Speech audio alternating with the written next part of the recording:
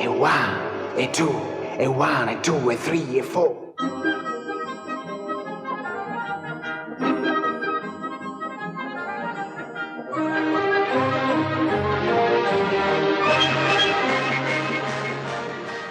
Allegro Non Troppo. In case you weren't already aware, my favorite movie is Walt Disney's Fantasia. Not only is it the most unique feature from Disney, but it is also one of the most experimental films ever made with its concept of blending classical music with masterfully crafted animation in order to tell a story, bring historical and fantastical worlds to life, and display abstract art. It is one of the greatest testaments to the limitless capabilities of the filmmaking medium, and while it started out as a critical and financial flop, its reputation gradually grew to eventually become one of the most iconic movies of cinema, along with featuring one of Mickey Mouse's most memorable moments with the Sorcerer's Apprentice. But this is not to talk about Fantasia or why it is hailed as a masterpiece. No, what we're actually about to get into is the parody of Fantasia, a 1976 Italian feature created by animator Bruno Bozzetto, who was not only nominated for an Oscar for his 1990 short Grasshoppers, but was also claimed to be the inspiration of the Country Balls thanks to his web cartoon, Europe vs. Italy. Now, if you're a fan of my videos, then you already know that this is not the first time that I talked about this feature. In fact, Allegro Non Troppo has appeared multiple times on my top 10, such as the most underrated, the weirdest, and the funniest. So if that's an indicator of how this review is gonna be, then spoiler alert, I really like this movie, and I'll say a lot of great things about it. But what is it about this wackier and more Italian interpretation of Fantasia that makes me enjoy it so much? Does it know how to deliver the laughs like it does with the music? Or is there more to this feature than being a Disney spoof? Let's find out. The story. It's worth noting that, while this is the most prominent Fantasia parody, this is far from being the only one. Yes, it did get its fair share of spoofs on film and TV like in The Simpsons, but the first one to make a sillier symphony of the Disney movie is the Looney Tunes with the 1943 cartoon A Corny Concerto, complete with 2 musical segments, and Elmer Fudd introducing them like Deems Taylor. As it rolls awound and awound, and it comes out here. But back to Allegro, it's worth noting now that while this is considered a parody, the movie's intentions are not to make fun of either Fantasia or Disney. The most that it would do with that is be self-aware at the beginning that they were not the first to execute this concept. Sostengono che questo film, cosa assurda, l'avrebbe già fatto parecchi anni fa un certo Grisney, un americano, insomma. The biggest role that it plays in the film is set the tone of its own self-awareness and emphasize that it's not completely trying to be like the 1940 picture. The reason why it avoids going in a cynical direction is because Bruno Bozzetto always had great admiration for Fantasia.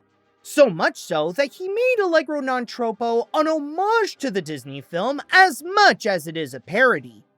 This is especially the case when the animated segments stay true to the concept of blending classical music with animation and would rather be its own thing than to lean onto the parody idea. Sure, a couple of segments can resemble what Disney did prior, like Bolero is noticeably similar to The Rite of Spring, and the Debussy number is kind of like the Pastoral Symphony, but again, their goal is not to be direct spoofs, and the comparisons feel more like coincidences. Disney l'ha fatto questo? Avanti! Speaking of those segments, they each contain their own narrative whose driving force can be either Bozzetto's signature social commentary, the comedy or tragedy of the story, or both.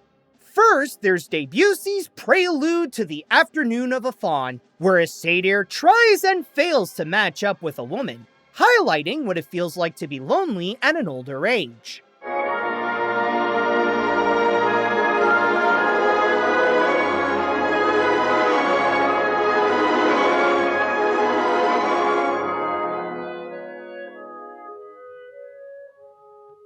Then there's Dvorak's Slavonic Dance No. 7, Opus 46, which comments on people who follow trends, with one guy wanting his own unique home, but everyone else just copies him.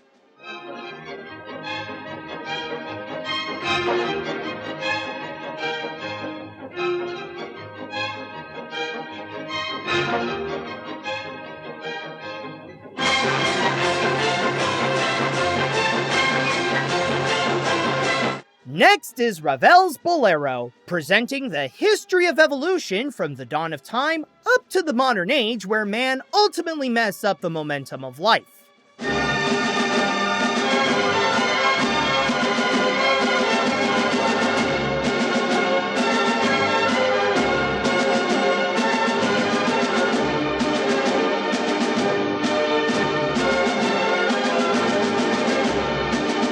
After that is Sibelius' Valse Triste, a more somber segment that shows a cat reminiscing how a destroyed building used to be filled with life.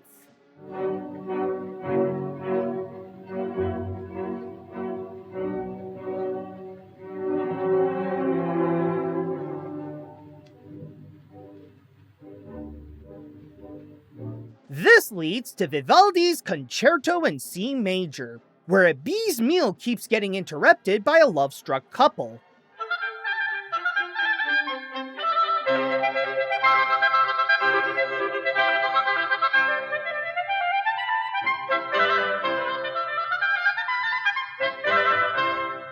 Then there's Stravinsky's The Firebird. And yes, this movie did The Firebird decades before Fantasia 2000, where it presents the story of Adam and Eve, but this time, the serpent eats the apple and then experiences this hell that highlights the sins of capitalism that even the church is guilty of.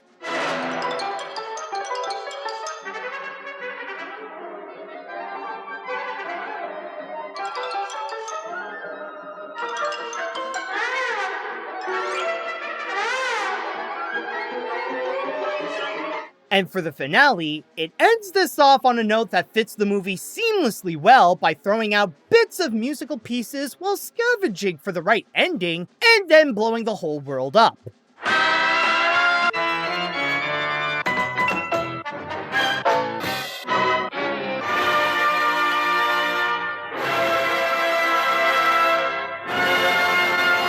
While it's surprising that there are some segments that take themselves seriously, the real comedy and the actual parody part of the picture is found in the black and white live-action segments, where the story in those is about a sociopathic presenter and his brutish assistant, the orchestra master, setting up a bootleg version of a Fantasia presentation, complete with an orchestra of old ladies, a single animator that they had chained to the wall to animate all the scenes, and a cleaning lady who shows kindness to the artist. Funny enough, this is a rare case where the live-action scenes are actually more cartoony than the cartoons, where the gags are primarily based on how ridiculous the presentation is all set up, how it is executed, and where things can go wrong. A lot of the jokes are even based on the element of surprise, where you never know what they'll do to prepare for the next number or what's delaying it. In a way, the comedy is very similar to what you'd find in either Monty Python's Flying Circus or SpongeBob SquarePants, where it embraces the nonsense. Il grande momento è giunto, manca solo il direttore d'orchestra.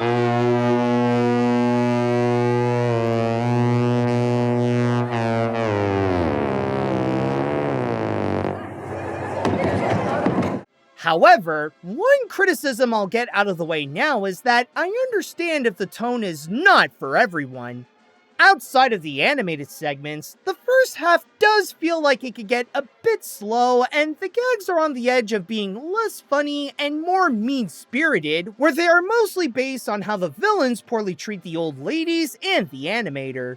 But thankfully, the second half makes it a lot better as it replaces the antagonist's heartlessness with more over-the-top and unpredictable scenarios, including some lovin' in the piano, the animator confronting the orchestra master, and a wild gorilla on the loose. Non vedo scimmioni nella sceneggiatura, ci sono altri animali, questo sì, ma scimmioni non proprio non... While this does attempt to tell a story more than Fantasia did, I won't say that it executed its storytelling perfectly, especially when there are some parts that do take time to get into. But eventually, it does get there, and it not only makes the film stand well as a goofy parody, but also as a continuation to the concept of Fantasia with more mixtures of animation and classical music. Not to mention how they can have a little extra spice with some interesting commentary. It knows how it could be a very unconventional movie, but that's all part of what makes this an enjoyable ride. The animation.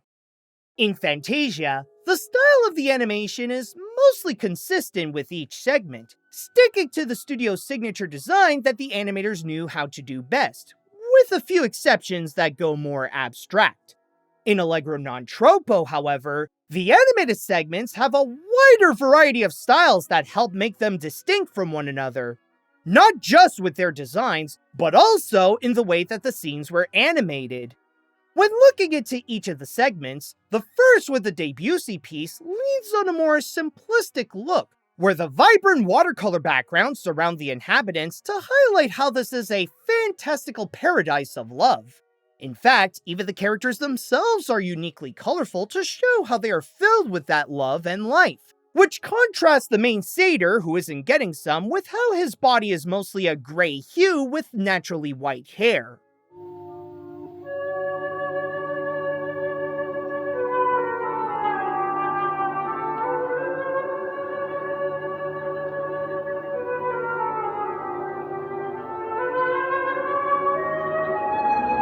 Then, on the Slavonic dance, the style becomes even more minimal and crude to make it feel like a political cartoon, as the main purpose is to deliver the social commentary on following trends and those who just copy others for their own benefit.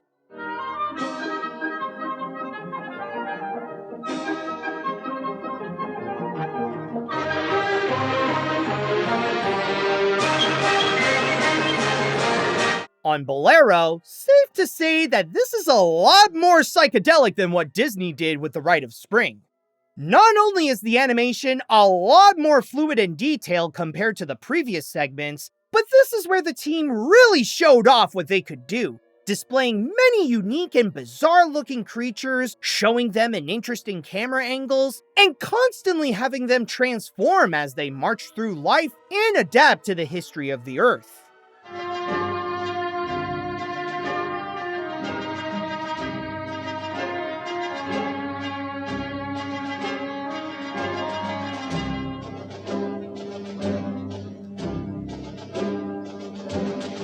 In Valse Triste, it starts experimenting with mixed mediums as the cat is shown as fluid as the last segment, but now seeing colorful visions of live-action people enjoying life in the home before it turned into ruins.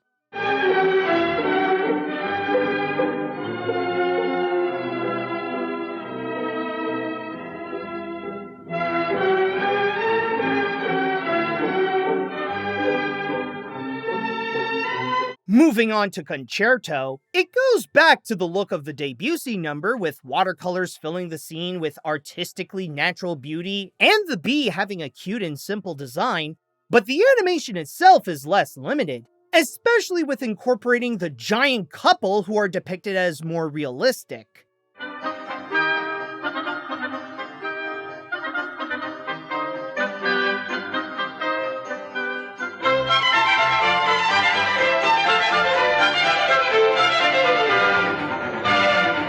Then on to the Firebird. It begins with some mixed media where live-action hands play with clay that comes to life in stop motion. But then when Adam and Eve appear in 2D and we enter into the snake's experience, that's when it combines several of the previous segment styles, from Slavonic dance's political cartoon look, to some of Debussy's lustful vision of women, to Bolero's smooth and surrealistic transformations.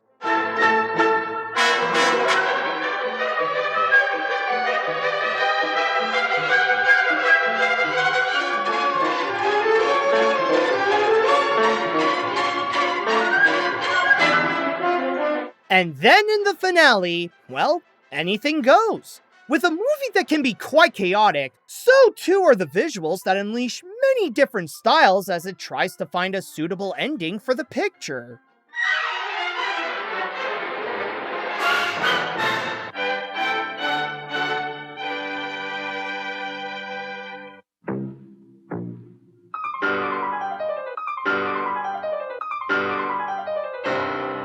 But as much as they are the main acts, the live-action parts shouldn't be overlooked here. Yes, I know it's weird and ironic to talk about how the live-action looks in the animation portion of this review, but stay with me here. With how wacky the real scenarios can be, there will be times when the animation gets tangled into the mix, and this is where it gets some, well, mixed results. It doesn't hide that the movie has a rather small budget. Not to say that this is full-on bad. In fact, there are times when it works well to its advantage, like how the gorilla is obviously a guy in a costume, yet it enhances the absurdity.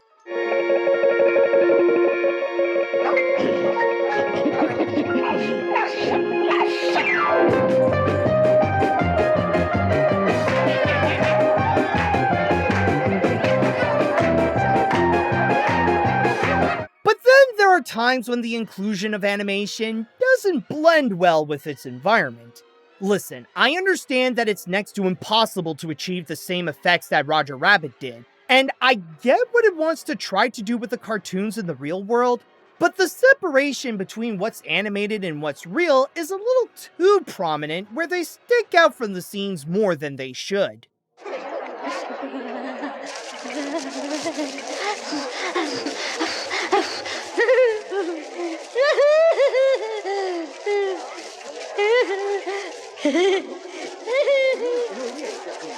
Then again, to flip things around, one thing that is cool is how it often transitions from being in live action to entering an animated segment and vice versa, as the scenes will sometimes interact with each other to get us into the next moment that is more creative than just fading to black as the orchestra starts or finishes.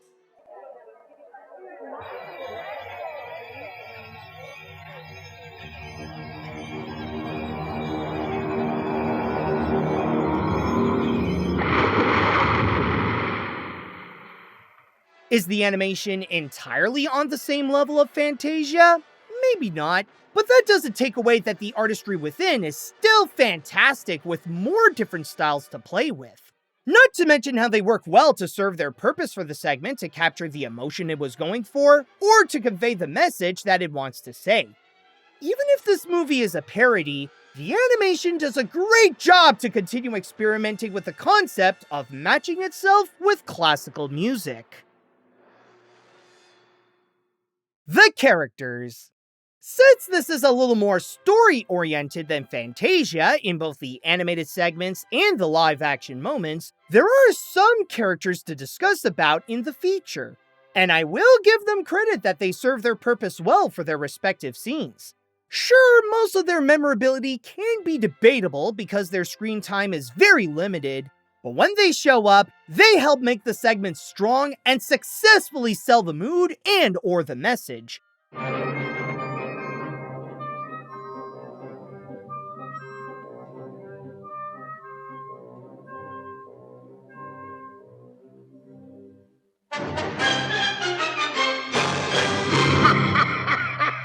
One thing that I was surprised to see is that there are some that I felt sympathetic for. Like, a bit sad to witness their misfortunes and how they wish for a better life.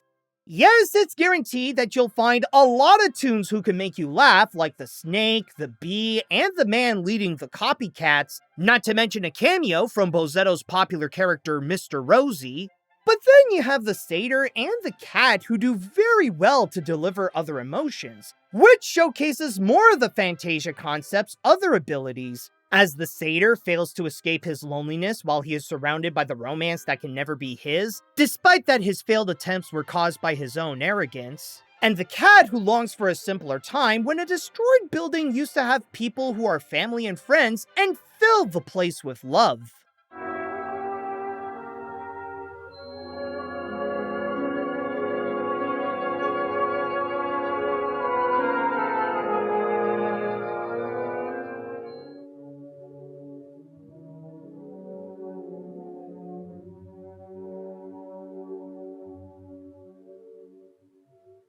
However, if you want to talk about the main characters of the film, then that's when we have to look into the live-action scenes, since they're the ones who consistently appear throughout the picture.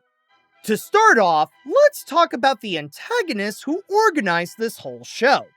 There's the presenter, the head of this whole scheme, who tries his best to put on a good look as the host, but his evil nature does slip out from time to time when he prioritizes his spectacle above everyone else.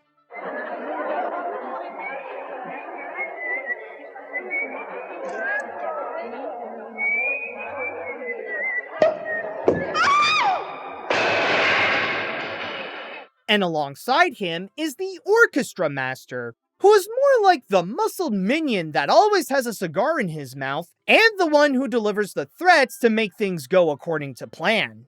Il prossimo pezzo è il valzer triste di Sibelius. Se non me lo fai bene, ti riappendo al muro. Ricorda muro. As for the protagonist, that role belongs to the animator, who was released from his chained prison to go and animate the scenes while the orchestra plays. It's pretty tragic, honestly, because if you go and ask an animator nowadays what it's like to work in the industry or a major studio, there's a good chance that they'll say that it could feel just like that. Trovare l'autore ideale dei nostri disegni animati non è stata un'impresa da poco. Occorreva quindi legarlo a noi con un contratto chiaro, basato sulla fiducia e sulla stima reciproca. But seriously, even though he frequently gets pushed around by the bad guys, the movie still makes it clear that he is the hero of the film, presenting that he can have a heart when the cleaning lady shows kindness to him and hints that she is his love interest, and gradually has moments when he can give the orchestra master his comeuppance with his drawings playing pranks on him, and even fighting back.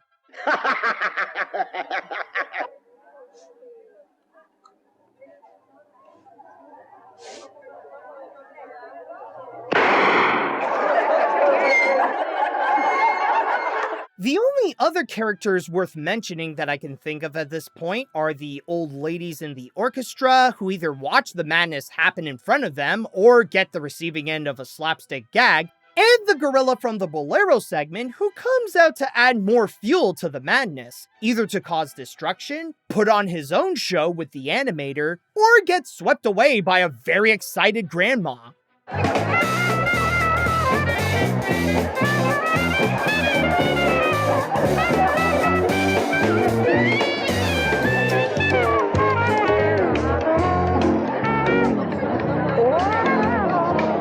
To be honest, there's not a whole lot more to say in regards to the cast.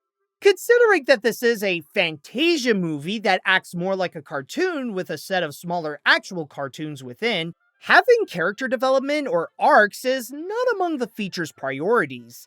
If they have a personality, they just have something basic and set their focus onto either the comedy, the commentary, or the mood.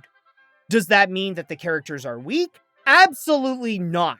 Not only were they able to serve their purpose, but they did so in a great way that makes the experience highly effective. They were able to make the emotion strong, make the message clear about what the segment wants to say, and have the comedy be bombastically funny. The characters may be simple, but they know very well how to make this movie fun.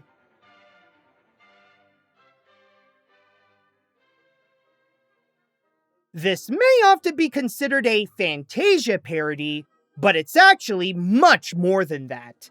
Allegro Non Troppo is both a spoof and a spiritual successor to the Disney film that continues to show the capabilities of creating art by combining experimental animation with classical music, along with adding clever commentary and nonsensical comedy into the mix to make the experience more enjoyable and even thought-provoking. While it can make the concept look goofier, it is primarily Bozzetto's love letter to Fantasia to express his admiration of the timeless classic by making an updated interpretation of what Disney did decades prior. Oh, and speaking of Disney, some may wonder how they reacted to an entire movie that satirized one of their classics, thinking that the idea alone would have them foaming at the mouth with rage. Well, from what I found, not only is Disney actually cool with it, but they're also a fan of the film. Even the animators who worked on Fantasia expressed great appreciation for the feature, including Ward Kimball, who recommended to his students to study the Bolero sequence, saying that it features some of the best animation at the time. And between 2013 and 2014, the Walt Disney Family Museum in San Francisco held a special exhibition dedicated to Bozzetto, most of which featured artwork from Allegro Non Troppo. So it says a lot when even Disney enjoys this Fantasia parody.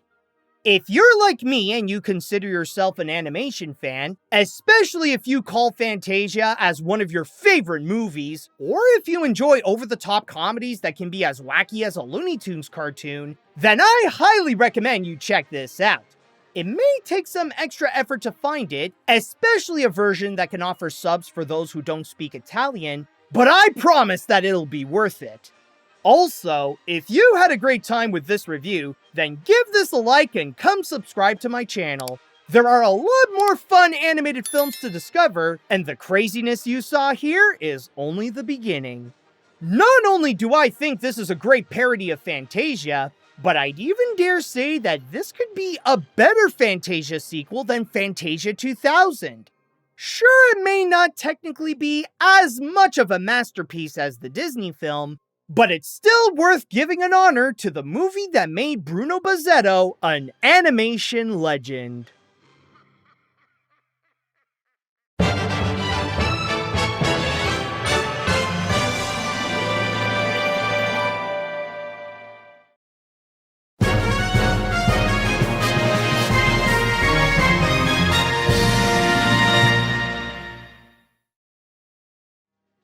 Hey guys, this is Animat, and man am I happy to have a chance to go and review what I consider to be one of the most underrated animated films out there, Allegro Non Troppo.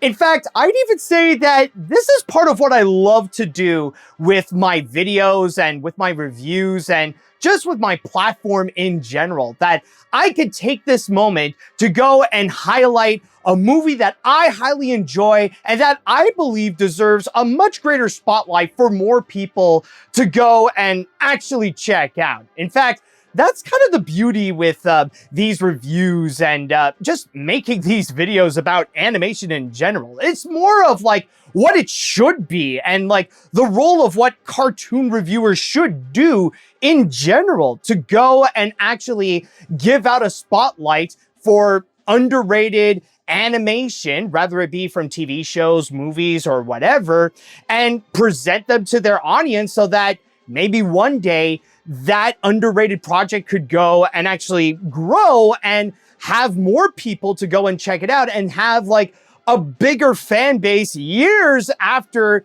it would be released. You know, it's kind of like the beauty of all this, or the beauty of what I do. And especially in the case of Allegro Non Troppo, this is something that not only do I very much enjoy, but something that from time to time over the years, as I keep making these videos, I would often bring it up, talking about how great it is and especially how funny it is. But with that said, though, I'm sure there are some people out there who are rather shocked with the rating that I gave it, considering that over the years I gave it so much praise, and yet I only came out with an 8 out of 10, or especially I did not give it the Animat seal of approval?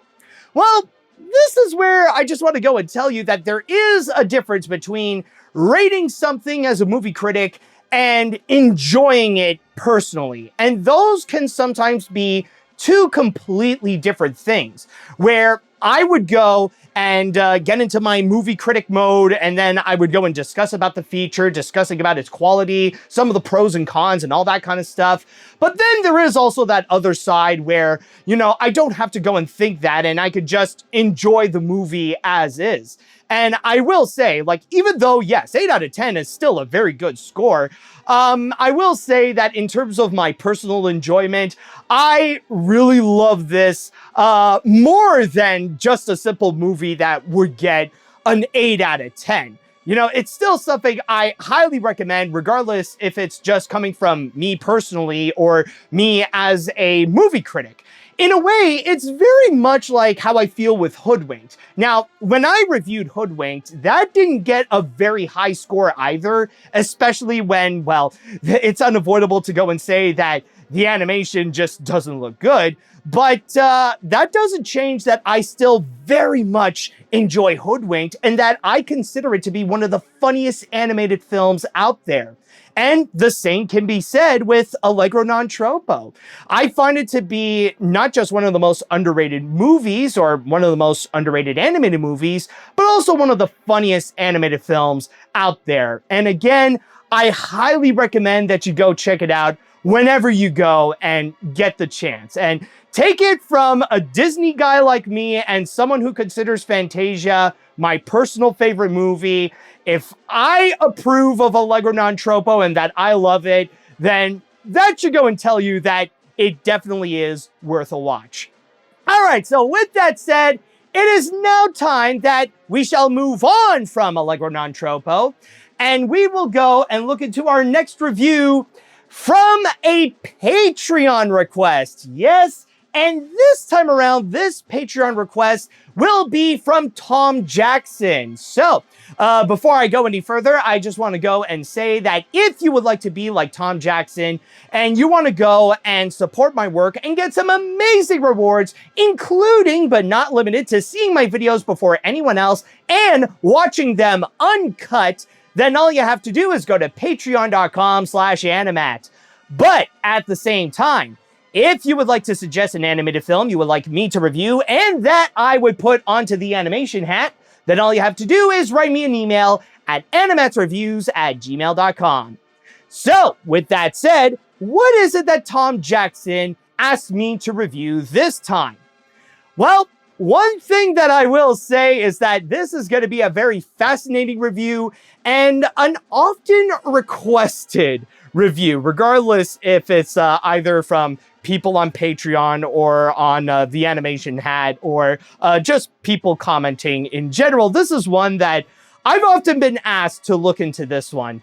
And that's mainly because this is often considered to be a nostalgic classic. Ask any millennial out there, or even some Gen Z people, and there is a very good chance that they will have some fond memories over this particular animated feature. And considering that this is considered a nostalgic movie for many, I guess you could say that the review that I'm about to get into will be a journey to the past.